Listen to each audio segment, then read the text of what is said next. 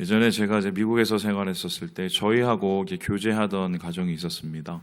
뉴저지에 살고 저희는 이제 퀸즈에 살아서 좀 거리가 상당히 있었었는데 저희 어머님 통해서, 그러니까 장모님 통해서 알게 된 집안이었어요. 그런데 그 가정을 저희가 좀 자주 만났던 이유 중에 하나가 뭐냐면 저희 아들, 그러니까 요셉이하고 나이가 똑같은 애가 거기 있었습니다. 둘 다 한참 그때 배밀이 하고 있었었는데 그 아이의 이름이 뭐였냐면 에녹이었습니다. 에녹. 그러니까 얼마나 재밌었냐면 한 아이의 이름은 에녹이고 한 아이의 이름은 요셉이고 거의 그 창세기의 구현이라고 할까요? 그랬는데 왜 에녹이라고 지었는지 에녹이라는 이름이 잘 없거든요. 그래서 물어봤습니다. 그랬더니 그 아버님이 그러시더라고요. 에녹처럼 축복받는 사람이 됐으면 좋겠다고 생각해서 지었다는 겁니다.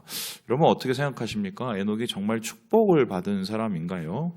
실제적으로 우리가 에녹에 대해서 여러 가지의 정보들을 가지고 있지만 대부분은 그 정보들은 성경에 나오지 않은 것일 가능성이 많습니다. 에녹은 이제 다음에서 보시듯이 이렇게 보통 하늘로 올라가는 사람처럼 알려져 있습니다. 그래서 유대 신비주의에서 굉장히 중요한 인물로 평가되고요. 에녹에 대한 기록은 대부분 동화 같은 이야기, 전승들이 많습니다. 그런데 이 에녹이란 말 전수자고요. 그리고 왜 이 말을 지어준지 잘 모르겠지만 이 사람이 복받은 사람, 이 사람이 한마디로 신비주의적인 그런 은사를 가진 사람, 이렇게 기록된 것은 바로 오늘 우리가 읽었던 24절 말씀 때문입니다. 우리 같이 한번 24절 말씀을 읽어보도록 할까요? 시작! 에녹이 하나님과 동행하더니 하나님이 그를 데려가심으로 세상에 있지 아니하였더라. 하나님이 그를 어떻게 하셨다고요? 데려가셨대요. 어디로 데려가셨는지를 정확하게 말씀하지 않으시는데 세상에 있지 않은 것을 보면은 학자들이 여기에 대해서 그냥 죽음을 그냥 애둘러서 표현하게 하는 거 아닌가 이렇게 생각하시는 분도 있지만 여기 데려가다는 이 단어가요. 붙잡아 이끌다라는 단어입니다. 그리고 이 단어가 쓰인 데가 한 군데 더 있는데 엘리야가 불병거를 타고 이 천국에 승천하는 그때도 똑같이 쓰였어요. 그래서 아마 에녹은 사람 최초로 죽음을 정복을 하고 죽음을 이겨내고 하나님의 손을 붙잡고 천국에 올라간 사람, 산 몸으로 천국에 올라간 사람, 이렇게 생각을 많이 하고 있습니다. 그런데 이런 놀라운 일들을 어떻게 에녹이 감당을 했었을까? 24절에 보시듯이요, 하나님과 동행했다고 이야기를 하고 있습니다. 그러니까 하나님과 동행한 것 때문에 에녹이 하나님의 이끌림을 받아서 천국에 그냥 바로 직행하게 됐다는 것인데요. 그렇다면 이 동행이라는 말은 도대체 무엇일까요? 이 보시듯이 동행이라는 히브리어 단어는요, 할라크입니다. 이 할라크라는 단어는 그냥 걷다, 가다 뭐 이런 게 되지만 이 앞에 전치자가 무엇이 붙느냐에 따라서 전혀 다른 얘기가 돼요. 특별히 오늘 우리가 읽은 창세기 5장 24절에는 할라크 앞에 에트란 전치가 붙는데 이것을 표현하면 함께, 위드입니다. 그러니까 함께 하나님하고 걸었다. 그러니까 교제하고 동행한다는 것을 뜻하고요.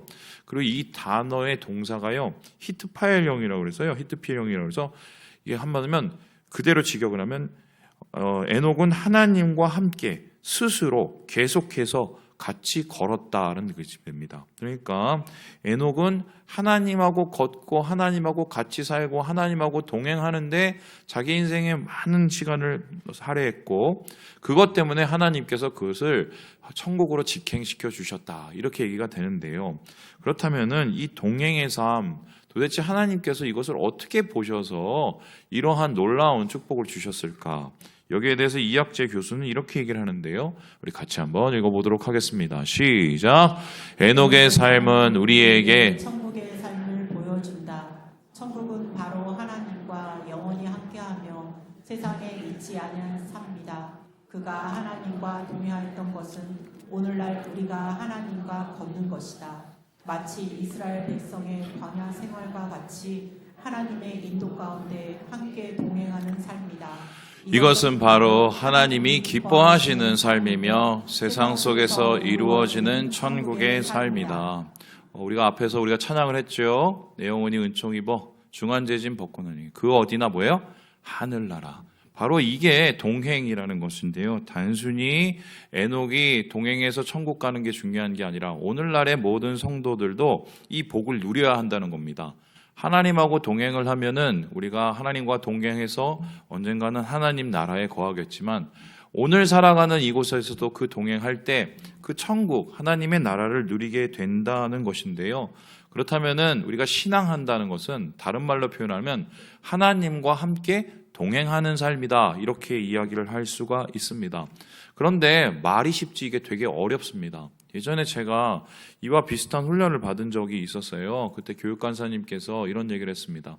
우리가 주님 하고 우리가 하나님 하는데 얼마나 관심을 갖고 있는지 한번 물어보셨어요. 그리고 우리에게 숙제를 내주셨는데 한 주에 하루에 최소한 하나님 앞에 10가지만 물어서 내가 하나님하고 동행하고 있는지 10가지만 물어서 내가 뭘 물었는지를 이렇게 기록을 해 놓으라는 거예요. 그러니까 하나님을 생각하면서 살아가는지 한번 테스트를 해보라는 건데 그때 교육생이 한 30명이 됐었거든, 간사님들이. 나중에 일주일 후에 돌아와서 하루에 10개니까 일주일이면 60개잖아요. 그 하루 빼고요. 그러면은 60개를 다 채운 분이 몇 분이나 됐을 것 같아요? 한 분도 없었습니다. 이게 말이 쉽지요. 그냥 우리가 주님 하고 살지 사실은 하나님을 생각하면서 말씀을 생각하면서 말씀대로 살아가는 게 진짜 어렵거든요. 그냥 사실은 주님은 주님이시고 나는 나고 이러한 좀 떨어져 있는 동행이 아닌 다른 타행의 삶을 살아가는 게 아닌가. 그래서 오늘 여러분과 함께 이 동행에 대한 얘기를 에녹의 삶을 통해서 알아보려고 하는데 에녹은 이 동행에 성공을 했고 하나님의 복을 받게 되었고 천국에 직행하게 되었는데 오늘 우리 삶 속에서 정말 이 동행을 누리려면 무엇이 과연 필요할까? 에녹을 통해서 그것을 좀 살펴보려고 합니다. 말씀을 살펴보면 한 3가지 정도의 동행의 필요 요소들이 보이는데요. 우리 같이 한번 첫 번째 읽어보도록 하겠습니다. 시작! 알아야 동행한다. 하나님과 함께 동행하려면 에녹처럼 그렇게 동행하려면 어떻게 해야 된다고요? 알아야 한다는 겁니다. 여러분 당연하죠. 내가 최소한 어디를 가고 있는지 알아야 됩니다. 목적지가 같아야 하나님하고 같이 갈 수가 있게 되는 것입니다. 그래서 이 에녹은요. 하나님이 어디로 가시는지 정확하게 알았고 뿐만 아니라 하나님 안에서 자기 동행의 목적을 정확하게 알고 있었어요. 그렇다면 이건 언제부터 시작이 되었었을까? 흥미로운 것은 에녹의 삶이 365년인데요. 기록에 따르면은 365년을 모두 하나님하고 동행한 게 아니라고 얘기를 합니다. 최소한 65년 정도는 그냥 살다가 300년 정도를 하나님하고 동행했다고 얘기를 하는데요. 그러면 그가 이 하나님과 동행하게 된 삶의 전환점이 있다는 것이거든요. 그것을 가리켜서 22절에 이렇게 이야기를 하고 있습니다. 시작! 무드셀라를 낳은 후 300년을 하나님과 동행하며 자녀들을 낳았으며. 누구를 낳았다고요? 무드셀라. 첫애를 낳고 나서 이 사람이 어떤 심경의 변화가 와서 동행을 시작했다라고 얘기합니다. 야, 그럼 애를 어떻게 낳길래 이런 건가? 그래서 여기에 대해서 하영주 목사님 예전에 어떻게 말씀하셨냐면 애 낳으면은 하나님 마음을 알게 된다고. 여러분 아시겠지만 애 키우는 게 쉽지가 않잖아요. 애 자라나는 거 보는 게 정말 어렵거든요. 키워내는 거. 그러면서 하나님 마음을 알았기 때문에 하나님과 동행할 수 있었다. 뭐 이렇게 설교하는 걸 제가 들었습니다. 그런데 말씀을 살펴보고 이런저런 자료를 살펴보면 조금 그거는 더 다른 얘기가 있어요. 에녹에 대해서 쓴 글 중에 에녹서라는 게 있습니다. 사실 이건 이제 위경에 해당되는데 지금 남아있는 것은 총 108장이고요. 에디오피아어만 사본만 남아있습니다. 이 보시듯이 이 후대에 첨삭이 돼서요. 여기에는 좀 받아들이지 못할 내용들이 있어서 이것은 이제 위경으로 사용이 됩니다. 그런데 여기에는 어떻게 기록이 되었냐면 에녹을 가리켜서요. 선지자라고 기록을 합니다. 그리고 에녹이 하나님의 예언을 많은 사람들에게 했다고 말을 하고 있는데 최소한 이 에녹서가 왜곡이 되기 전에 그 초창기의 그 원본은 뭔가 좀 의미가 있어 보이거든요. 그렇다면 거기에 나오는 에녹은 어떤 모습이었을까? 이걸 살펴볼 수가 있는데요. 우리 성경 중에 에녹서의 흔적이 하나가 남아 있어요. 바로 그게 유다서인데요. 유다서 1장 15절에 이런 말씀이 있습니다. 우리 같이 한번 읽어볼까요? 시작! 이는 무사람을 심판하사 모든 경건하지 않은 자가 경건하지 않게 행한 모든 경건하지 않은 일과 또 경건하지 않은 죄인들이 주를 거슬러 한 모든 완악한 말로 말미암아 그들을 정죄하려 하시기라 하였느니라. 학자들은 거의 이 구절을 가리켜서 에녹서의 원본이었을 거라고 추정을 합니다. 그렇다면 이 말은 에녹에 있을 가능성이 상당히 높거든요. 그런데 에녹은 그럼 어떤 말을 했냐? 지금 보시듯이요. 경건하지 못한 사람들에 대한 얘기를 하고, 그러므로 경건하지 못한 사람들에 대해서 우리가 경건을 찾아야 된다고 얘기합니다. 그리고 여기 되게 중요한 단어가 있는데, 무사람을 어떻게 한다고요? 심판을 한다는 얘기다. 그러면 에녹의 메시지 중에는 상당히 심판에 대한 얘기가 굉장히 강했다는 것을 알 수 있습니다. 이를 바탕으로 무두셀라의 이야기를 살펴보면 좀 재밌는 얘기가 되는데요. 이 무두셀라, 에녹의 첫째 아들 무두셀라의 이름이요, 메두셀라흐인데요. 이 메두라는 것은 사람을 뜻하고요, 셀라흐는 창, 던지다를 뜻합니다. 그래서 그냥 이걸 합쳐놓으면 던지는 사람, 창 던지는 사람 이렇게 됩니다. 근데 이게 심판하고 뭔 상관이 있느냐? 흥미로운 것은 이 옛날의 전승에 따르면은 창 던지는 사람이 나타나면 세상이 멸망한다는 전승이 내려왔고요. 실제적으로 학자들 중에서는 이 던지다는 말이 심판을 하나님께서 던진다는 의미로 해석하시는 분들이 있어요. 그렇다면 이렇게 되는 건데, 에녹이 65세에 무두셀라를 낳고 나서요, 그때 하나님을 경험한 것 같아요. 그리고 나서는 어떤 것을 알게 되었느냐? 세상의 끝에 대한 얘기를 정확하게 듣게 된 겁니다. 실제적으로 어떤 일이 일어났냐면, 무두셀라가 죽고 난 다음에 바로 노아의 홍수가 옵니다. 그렇다면은 이 에녹은요, 바로 65년 인생은 그냥 살다가 300년 인생은 세상의 끝, 이 세상의 본질의 모습을 깨닫게 된 거예요. 어떤 끝입니까? 경건한 자가 한마디로 자기의 죄 때문에 무너지는 끝, 죄악이 더 죄악을 낳아서 결국은 멸망에 빠지는 끝, 그 세상의 끝을 보면서 무엇이 진짜고 무엇이 거짓인지, 어떻게 살아야 하는지를 고민하게 된 거예요. 그것을 통해서 하나님과 함께 동행하게 되었다, 이렇게 얘기할 수 있어요. 이와 비슷한 얘기들이 있는데요, 죽음을 경험하셨던 분들이 다시 살아고 나서 이 삶의 의미가 완전히 바뀌는 경우들이 있습니다. 그 대표적인 분이 영성가로 알려져 있는 헨리나 웬이라는 분이세요. 이분의 책 중에 이제 거울 너머의 세계라는 책이 있는데, 이게 뭐냐면 그 거울이, 여러분이 있는 이 거울이 아니라요, 그냥 백밀러예요. 어느 날 이분이 겨울에 이제 이 눈길을 걸어가다가 갑자기 뒤에서 차가 오다가 그 백밀러가 이 헨리나 웬 이 신부님 머리를 쳐갖고요, 자빠졌어요. 그리고는 앞에부터 저녁까지 이게 뼈가 다 부러져 갖고요, 죽음의 위기까지 가게 됩니다. 그리고는 어떻게 되냐, 이분이 그냥 중환자실에서 한 몇 주일을 그렇게 그냥 버티고 가만히 계셨는데, 나중에 이제 복귀하셔서 이제 살아나시고, 그리고 다시 삶을 살게 됐어요. 그리고 나서 이 책을 썼는데, 그분이 빈사 상태에 있었을 때 도대체 어떤 일이 있었는가에 대한 책에 뭐라고 기록되느냐, 하나님을 만났대요. 근데 이 하나님을 만난 게 무슨 어떤 사람들 얘기했지만 무슨 어디 가면은 아파트가 몇 채 있고 그게 아니라요, 그냥 하나님의 품 안에서 예수님이 자기를 맞아주는 것을 자기가 경험했다는 거예요. 그런데 그때 느꼈던 그러한 따뜻함을 도대체 잊지를 못해서 다시 내가 생명을 얻고 살아보니까 그게 너무 그리워지더라는 거예요. 그러면서 헨리나 웬 이 신부님의 목적이 바뀌었는데, 내가 살아가는 삶의 목적은 예수님 품으로 다시 돌아가는 것, 그리고 오늘의 삶 속에서 예수님의 그 따스한 임재를 느끼는, 말 그대로 동행이 이분의 목적이 되었다고 이 글에는 나타나 있습니다. 그렇지요. 우리가 어쨌건 저쨌건 이 세상의 끝이 올 것이고, 그 끝에서 우리는 심판을 볼 것이고, 그 끝에서 우리는 우리의 삶에 결론을 내려야 됩니다.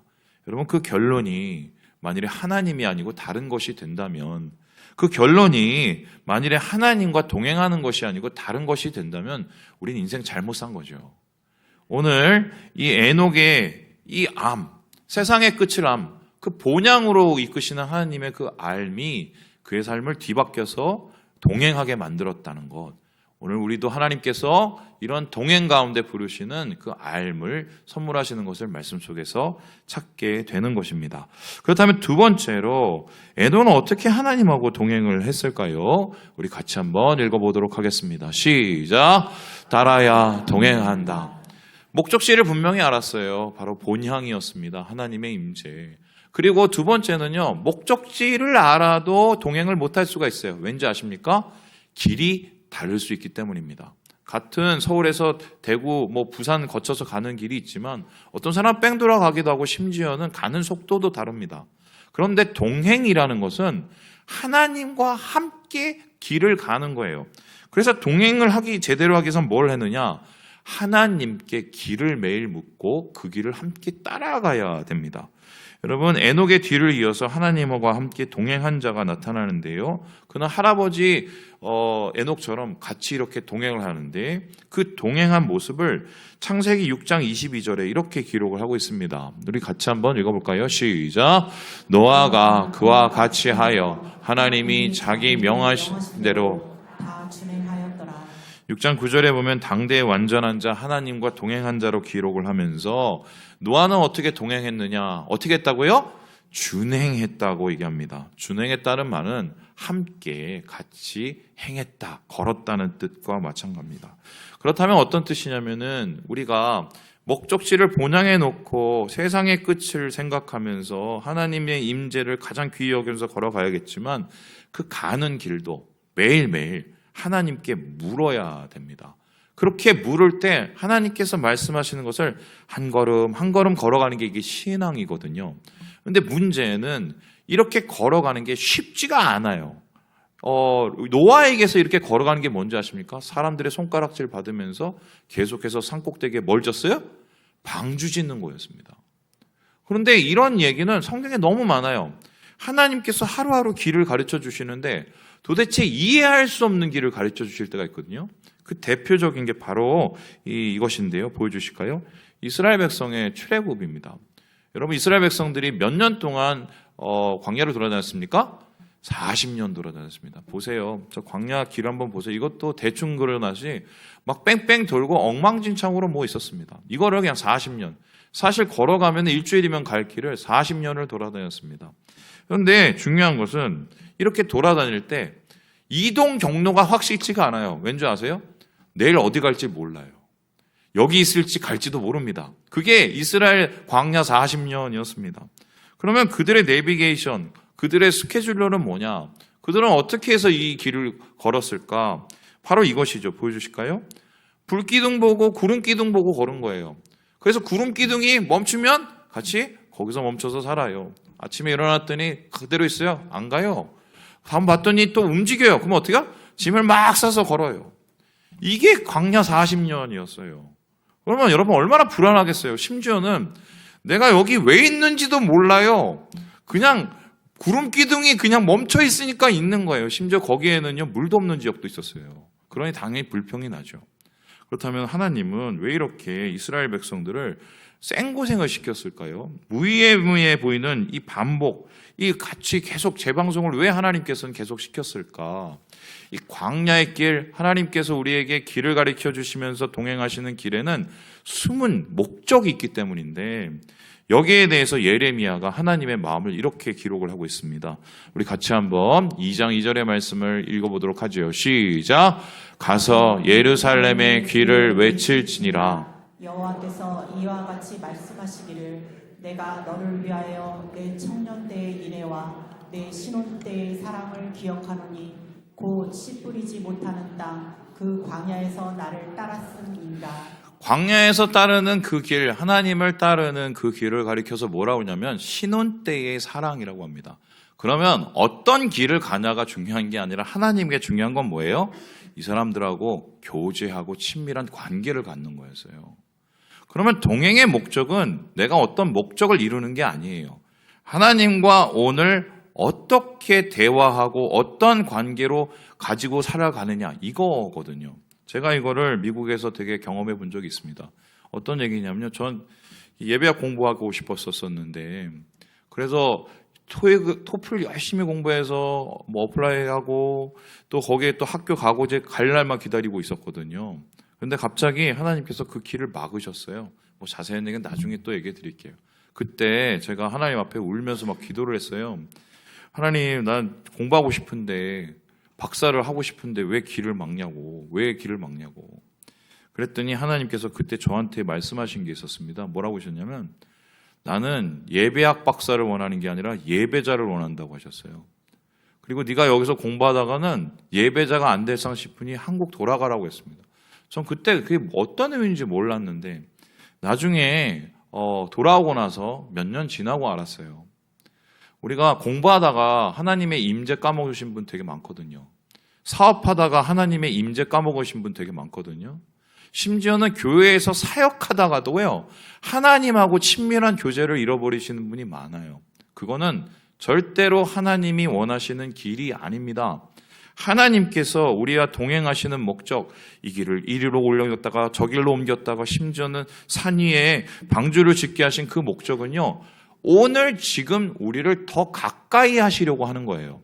그렇다면 이런 얘기가 되는데 내 삶 속에서 도대체 이해되지 않는 일을 하나님께서 계속 인도하시고 내 삶 속에서 계속 하나님께서 내가 마음에 안 드는 일을 하나님께서 계속 나를 이끌어 주신다면 그것에 대한 우리는 고민을 다시 해야 돼요. 여기서 하나님을 내가 다시 만나야 되는구나. 여기서 내가 하나님하고 친밀한 교제를 다시 해야 되는구나. 여기부터 하나님하고 다시 걸어야 되는구나. 이것을 우리가 다시 고민하고 마음에 결정하지 않으면 이스라엘 백성처럼 광야 40년 계속 헤매고 다니는 거예요. 그래서 오늘 말씀을 통해서 우리가 알 수 있는 건 에녹은요, 끝을 알았고요. 하나님과 함께 걷는 그 관계, 친밀함을 알면서 주님과의 이 동행을 완성하였다. 이렇게 성경은 우리에게 이야기를 하고 있습니다. 그렇다면 마지막으로 하나님과 동행하였던 에녹의 방식은 어떤 방식이었을까요? 우리 같이 한번 읽어보도록 하겠습니다. 시작! 믿어야 동행한다. 목적지 알아야 동행하고요. 길을 알아야 보폭을 맞춰서 동행을 할 수가 있습니다. 그런데 목적지가 같아도 길을 물어서 같은 길을 걸어도요, 하나님과 함께 제대로 못 걸을 수가 있습니다. 왜입니까? 여러분 대표적으로 생각을 해보세요. 여행 같이 가면은 좋은 친구들하고 싸우고 돌아와서 서로 얼굴 안 보는 경우도 있습니다. 관계의 문제고 서로 믿음에 대한 문제잖아요. 마찬가지로 하나님과 함께 동행을 하려면은 어떻게 해야 된다고요? 믿어야 동행을 해요. 신뢰해야. 그래서 여기에 대해서 히브리서 기자는요, 에녹의 동행의 삶을 이렇게 기록을 하고 있는데요. 우리 같이 한번 11절, 5절을 읽어보도록 합니다. 시작! 믿음으로 에녹은 죽음을 보지 않고 옮겨졌으니 하나님이 그를 옮기심으로 다시 보이지 아니하였느니라. 그는 옮겨지기 전에 하나님을 기쁘시게 하는 자라 하는 증거를 받았느니라. 보시듯이 에녹의 삶을 하나님하고 동행한다고 했습니다. 그 동행한다는 말하고 동의어가요, 기쁘시게 한다는 거예요. 동행은 하나님을 기쁘게 하는데, 그렇다면 왜 그 동행이 하나님을 기쁘게 했느냐? 하나님을 믿었기 때문에, 믿음으로 그 길을 함께 걸었기 때문이라고 히브리서 기자는 이야기를 하고 있습니다. 제가 예전에 좀 은혜를 많이 받았던 분의 책이 있습니다. 여러분 아마 아실 거예요. 이용규 선교사님이라고요. 내려놓음이란 책, 여러분 아시죠? 이분 이제 몽골 선교사님으로 가셔서 다 내려놓고 거기서 정말 선교사역 하셨잖아요. 하버드 대학에서 이제 박사 얻으신 분이. 그래서 내려놓음이 베스트셀러가 되고 나서 2탄이 나왔는데 여러분 그게 뭔지 아십니까? 더 내려놓음이에요. 아, 이게 내려놔도 더 내려올 게 있구나. 하나님의 그 주권을 내가 인정하기 위해서는 정말 내 안에 있는 모든 것을 하나님 앞에 맡겨드려야 되겠구나. 이게 2탄입니다. 그리고 나서는 책이 끝난 줄 알았어요. 3탄이 이제 준비됐는데, 그래서 어떤 분들이 더 내려놓음이냐고 그랬는데 그게 아니었어요. 더 내려놓는 사람, 모든 걸 내려온 사람은 그 다음에 뭘 해야 되느냐? 이용규 선교사님께서 내신 글이요, 같이 걷기였어요. 이 같이 걷기의 핵심을 이용규 선교사님이 이렇게 얘기를 하는데요. 우리 같이 한번 읽어보도록 하겠습니다. 시작! 우리의 가장 신실한 동반자이신 하나님과 같이 걷기 위해 필요한 능력은 오직 그분을 믿는 믿음에서 나온다. 믿음은 하나님과 같이 걷기 위해 필요한 에너지원이다. 하나님과 친밀한 관계를 맺기 위해서는 우리의 믿음이 요구된다. 믿음으로 하나님과 같이 걸으며 그분의 방법을 겸손히 배우는 사람의 삶 가운데는 늘 놀라운 기적이 함께한다. 내려놓고 하나님이 원하시는 길을 따라가고 주님과 함께 믿음으로 갈 때 이분이 경험했던 그 기적들에 대한 이야기, 일상의 체험들을 이 글에 적어놨더라고요. 그렇다면은 우리가 예수를 믿지 않습니까? 그렇다면 우리가 모두 이용규 선교사님이 경험한 일상의 체험들을 같이 누리고 있을까? 여러분 여기선 좀 고민을 해봐야 하는데 믿는다고 다 믿는 게 아닐 수 있어요. 믿음은 온전해야 되는데 온전치 못한 믿음 아닌 믿음이 있다면 여러분 어떻게 생각을 하시겠습니까? 제가 여기에 대해서 고민을 하다가 세 가지를 한번 생각을 해봤어요. 믿음 같은데 믿음이 정확하게 아닌 믿음. 바로 다음과 같은데요. 보여주실까요? 이 첫 번째는요. 믿을 수 있는 것만 믿는 믿음이고요. 두 번째는 믿고 싶은 것만 믿는 믿음이고요. 세 번째는 믿을 때까지만 믿는 믿음입니다. 이게 무슨 말장난 같으냐 한번 들어보세요. 믿을 수 있는 것만 믿는 믿음은 내가 이해할 수 있는 것만 믿는 겁니다. 그러면 이해할 수 없는 건 어떻게 해요? 안 믿습니다. 그래서 하나님에 대한 믿음을 제한하게 되지요. 그리고 믿고 싶은 것만 믿는 믿음은 내가 이해를 해도 받아들이고 싶은 것만 믿는 겁니다. 내 결정이나 내 취향이 더 중요하기 때문에 감당 안 되면 거기에 대해서는 스탑을 하고 멈춰버리는 게 믿고 싶은 것만 믿는 것입니다. 그러면 이것은 어떻게 보면 굉장히 믿음을 반의 반쪽으로 만들어버린 꼴이죠. 그런데 이것보다 조금 더 안타까운 믿음이 있어요. 그게 뭐냐? 잘 믿어보려고 하다가 어느 순간 시험에 들면 어떻게 합니까? 거기서 멈춰버리는 믿을 때까지만 믿는 믿음입니다. 근데 이 믿음은요, 정확하게 말하면 믿음하고 되게 비슷한데 믿음이 아니에요. 믿음은 온전한 것이기 때문이죠. 자, 그렇다면은 진짜 믿음은 무엇일까? 하나님을 동행하기 위해서 그 진짜 믿음으로 나아갈 때 그 믿음의 최대치, 우리 믿음의 그 본질은 도대체 무엇일까? 저는 그 믿음의 본질을 바로 이거라고 생각하는데 로마서 8장 28절의 말씀을 같이 한번 읽어보도록 하겠습니다. 시작! 우리가 알거니와 하나님의 사랑하는 자 곧 그의 뜻대로 부르심을 입은 자들에게는 모든 것이 합력하여 선을 이루니라. 이것을 좀 많은 분들이 착각하시는 분들도 있는데요. 모든 것이 합력하여 선을 이룬다니까 우리끼리 잘해서 선을 이루자 이렇게 하는데 이게 아니에요. 내 삶 속에서 돌아봤더니 도대체 이해가 안 되는 거예요. 하나님 왜 이렇게 하셨지? 내 삶 속에서 돌아봤더니 이게 도대체 설득이 안 되는 거예요. 받아들여지지가 않는 거예요. 그리고 내 삶에서 봤더니 이게 더 이상 믿기가 힘든 거예요. 믿지 못하겠던 거예요. 힘들어서. 그때 나는 이해할 수 없으나 믿을 수 없으나 그래도 이 모든 것들 가운데 하나님의 뜻이 있겠지. 이런 걸 믿는 게 바로 합력하여 선을 이룬다는 믿음입니다. 그렇다면 이 믿음의 최대치가 무엇입니까? 이해할 수 없어도 믿는 것. 믿을 수 없어도 믿는 것. 내가 쓰러져도 하나님을 믿어보려고 하는 것. 그게 바로 하나님이 원하시는 믿음이고 이런 믿음을 가진 사람이야말로 하나님과 함께 걷고 그 속에서 하나님의 천국을 누릴 수가 있게 된다. 저는 바로 이게 하나님이 원하시는 동행의 믿음이라고 생각을 합니다. 그래서요, 저는 이 믿음의 극치가 바로 이 사람이 아닐까 싶어요. 한번 보여주실까요?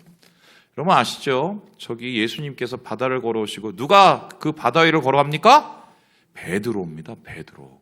그럼 베드로가 바다 위를 걸었었을 때 이 사람 예수님과 함께 최초로 바다 위를 거는 사람이 되죠. 근데 베드로가 바다 위를 걸어서 조금 빠지긴 했지만 이 대단한 시도 어떻게 바다 위를 걸었을까? 여러분 이거 아십니까? 믿음으로 걸었는데요. 그 믿음으로 걷는 이 베드로의 모습이 상당히 의미 있습니다. 우리 마태복음 14장 28절 29절 읽고 말씀을 맞춰볼까요? 시작! 베드로가 대답하여 이르되 주여 만일 주님이시거든 나를 명하사 물 위로 오라 하소서 하니 오라 하시니 베드로가 배에서 내려 물 위로 걸어서 예수께로 가되. 여러분 이러고 믿었어요. 그럼 제가 질문을 해보겠습니다. 베드로가 예수님 물이 잔잔해지면 제가 한번 걸어볼게요 했나요? 아니죠. 예수님 아니면은 좀 바람이 좀 그쳐지면 제가 한번 믿어볼게요 했나요? 아니죠. 그냥 한 가지 다시 보여주세요. 딱 한 가지였어요. 주님이시면. 지금 이렇게 바다가 막 출렁거리고 지금 이렇게 막 파도가 막 장난 아니고 바람은 이렇게 거세도 주님 거기 계신 분이 주님이시면 내가 한번 걸어볼게요. 여러분 이게 무리를 걷는 믿음이자 주위의 동행의 기적을 누리는 믿음이거든요. 오늘날 우리의 믿음을 한번 돌아봅시다. 이렇게 해서 이렇게 해줘야 믿죠, 하나님. 지금 바람이 너무 심해 못 믿겠어. 하나님 막 파도가 너무 출렁해서 못 믿겠어. 그때 하나님께서는 우리에게 한 가지만 원하세요. 나 봐라. 내가 있지 않니? 주님이시며. 우리의 삶 속에서 힘들고 어려운 여정이 오고 괴로움이 오고 내가 이해할 수 없는 그 순간이 왔었을 때 우리의 모든 것은 아주 명확해져야 돼요. 주님이시면. 말씀을 마칩니다. 사랑하는 여러분, 예수 믿는 사람은 주님과 동행합니다. 주님이시기 때문에. 주님과 함께 동행하셔서 하나님의 큰 능력을 누리시는 이 한 주 되시기를 주님의 이름으로 축원합니다.